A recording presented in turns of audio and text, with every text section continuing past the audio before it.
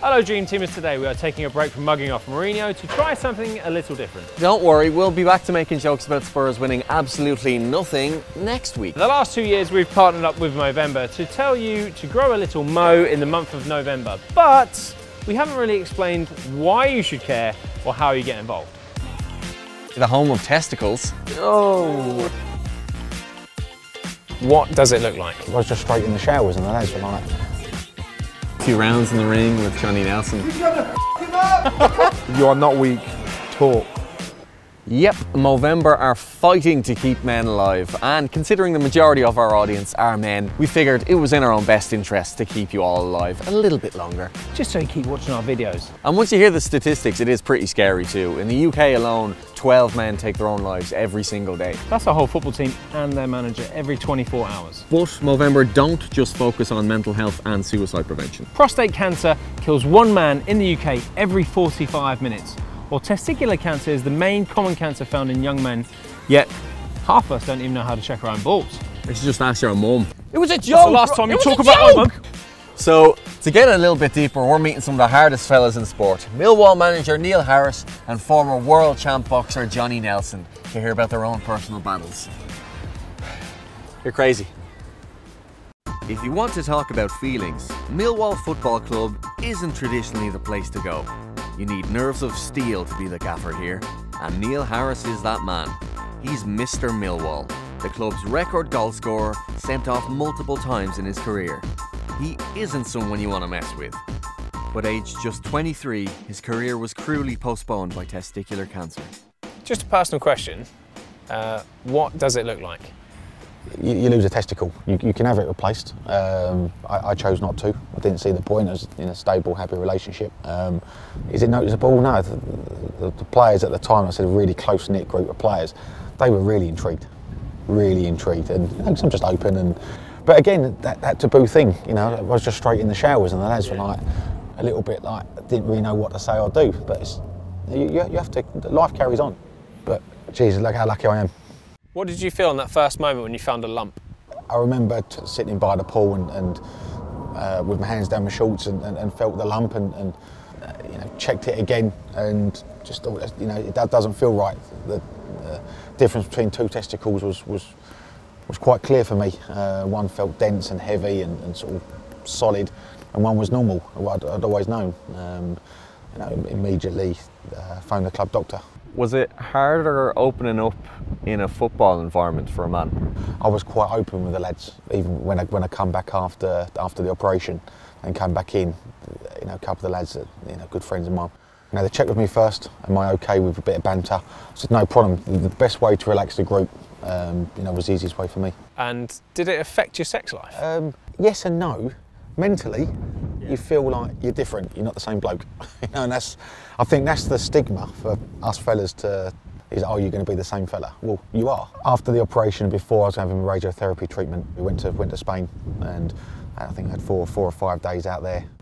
I didn't feel in great shape, but I said to her, we've got to do it. We've got to have sex immediately. I just felt we had to get the taboo subject out of the way. You know, neither of us were particularly too keen on the idea, but we both felt we had to. Quite bizarrely, found out sort of 4 weeks later that my firstborn was conceived during that time. It just made no difference now. How did it feel scoring your first goal after coming back? That must have been amazing. That was New Year's Day 2002, away at Watford, and it was a game where I wasn't even going to go because I've been struggling with a bit of man flu, and it was probably one of the best goals I've ever scored as well. I scored right then. It just sort of finished off that Christmas, New Year celebration. A special moment. But it wasn't just special for me, it was special for the football club, for the fans, but for my teammates. So if you ever get to see the celebration picture that you got Tony Warner runs from the goal, Sean Dyche at centre half, didn't join in many goal celebrations, ran down.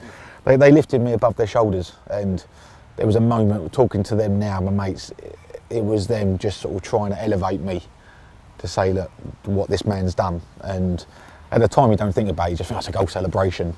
But now, you know, it meant a lot to so many people. Did you ever struggle about talking about your feelings during those moments? Yes, yeah, I did. The dangers are there. You know, don't hide from it. It's everyday life. And when we go down the pub and we talk about things, we don't sit there talking about men's illnesses. Don't talk about checking your testicles. It's taboo for men. You know, we have to change that. So we've got one question still. Right, if you could tell all men out there to do one thing, what would you tell them to do? Self-checking, you know, is the main thing. It's, you know, so important if you're talking about testicular cancer. You're talking about checking your testicles. You know what your testicles feel like in general, but you need to self-check. You should be checking once a month at least. Anything abnormal, any lumps, any difference between two testicles, then you need to be seeking advice straight away. And the advice has got to be from somebody you trust, whether it's somebody you can go to, a friend or a family member. If not, it's got to be your GP. Good advice. Good advice, so check your junk. I took a lot from that, actually. I was really surprised by how much he opened up. I think he set a really good example for how lads can approach that topic of like discussing that kind of thing with each other. And like answered questions that I'd say a lot of men would be curious about or be concerned about, like your sex life. Does it make a difference? And clearly not. It's just one ball working overtime, really.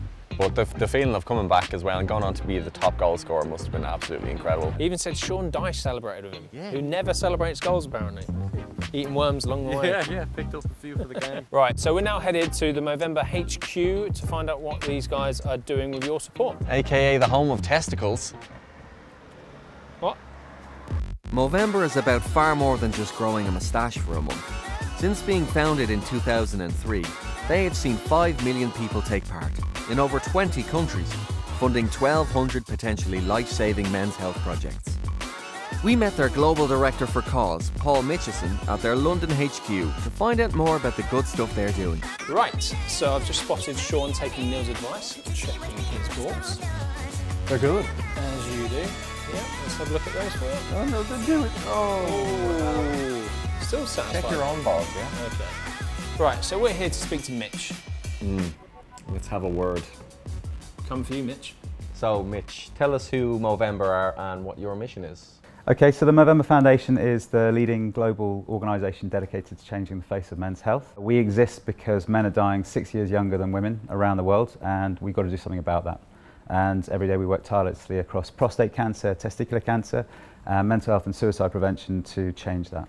Just recently we've been working with a guy called David in Belfast.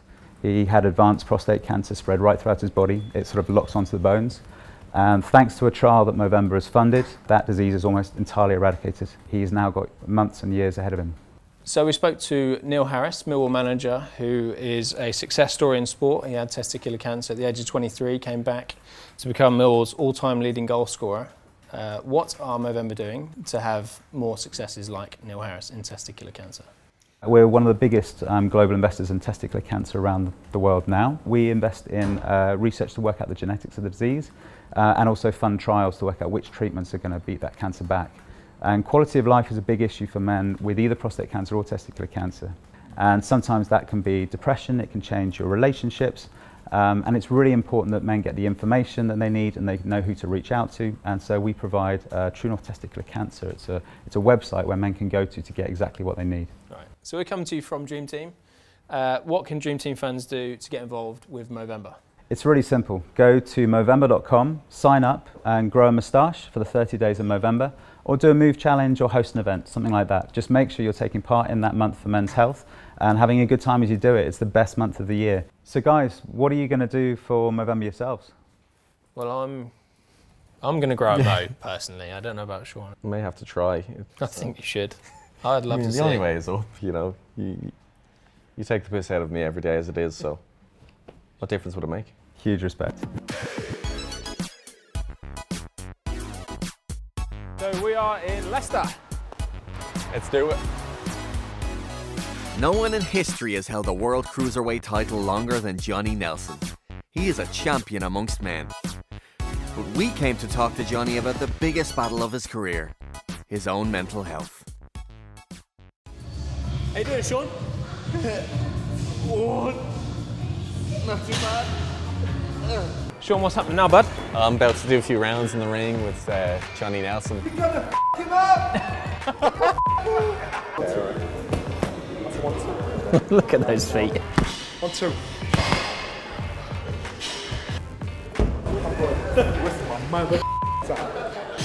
Come on, mate. That means I win? What are you doing? I win? He fears mate. what he's seen today in this ring. So Come on. Pathetic. feels good. Sorry, Johnny. Sorry to waste your time. Sorry, mate. Typical Sean Burke. Beware, Rory. Beware. The standard's been set. Tell us about your boxing career. I mean, you have the world record for defending your cruiserweight title 13 times in a row. I'm most proud of winning the title because that got credit for the gym I was from and my trainer and all the hard work he'd done. Brendan Ingle, he's passed away now, and he was an amazing trainer, amazing mentor. He was a guy that probably helped me through my good times and bad times.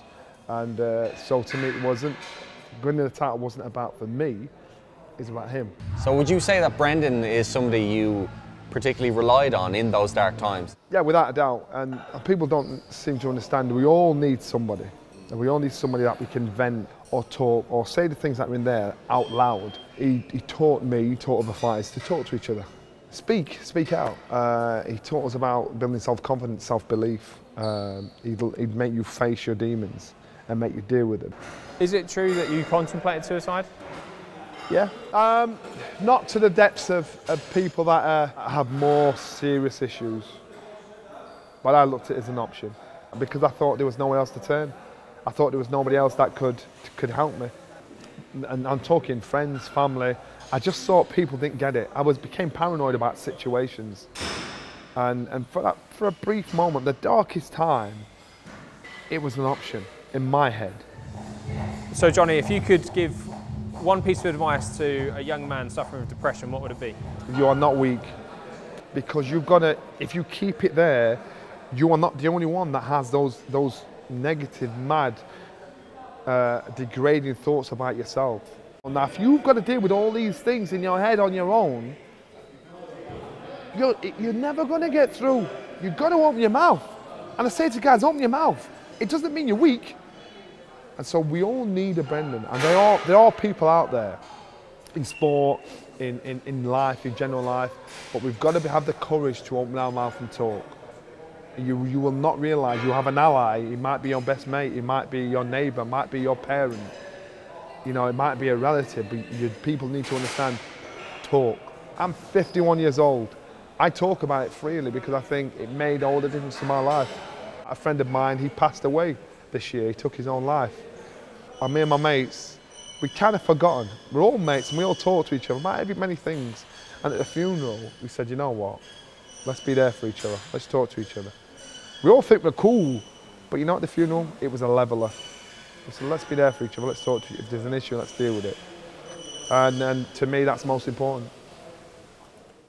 Right, so that was pretty tough. Johnny said some strong things, right? Yeah, very forthcoming, like really useful information though. Even if a guy like that, like a world champion boxer, is dealing with those issues, then it can happen to absolutely anyone out there. You know? Yeah, it's been actually amazing speaking to Neil battling testicular cancer, and then Johnny, who's been battling his own personal demons and depression and suicide. It just makes you think, if that can happen to those tough guys, it can easily happen to me. So yeah, we should just not take it for granted. Don't take anything for granted. Like, whether it's your physical health, like in terms of Neil, like checking himself, he was 23 when that happened to him. And then even Johnny, who would have been, you know, in great physical health, but not necessarily great mental health. You just need to look after yourself. And remember to talk. Yes, whether it's to your dad, your brother, your mates, your manager, your boss. Honestly, I'm sure you have plenty of people out there who are willing to listen. And we did this for you guys just to show you that this can affect everyone. So make sure that you go out there and you can be the wall that people talk to, or you can be the voice that opens up. Yeah, so get involved, whether it's you or your dad, or your brother, your mates. Grow a moustache this November, raise some money to support and donate, and it's all for a great cause, like we've seen over the past couple of days. You know. And his mum, your mum, has a truly great moustache. Yeah, she's putting me to shame. So sign up at Movember.com, or please sign up in the link in the description below. Yeah, let's make more money than Alexis Sanchez does for doing basically nothing. For nothing. Well, this is for something. Imagine. This is for something. And we can buy Sean an actual moustache. Please. So remember to donate.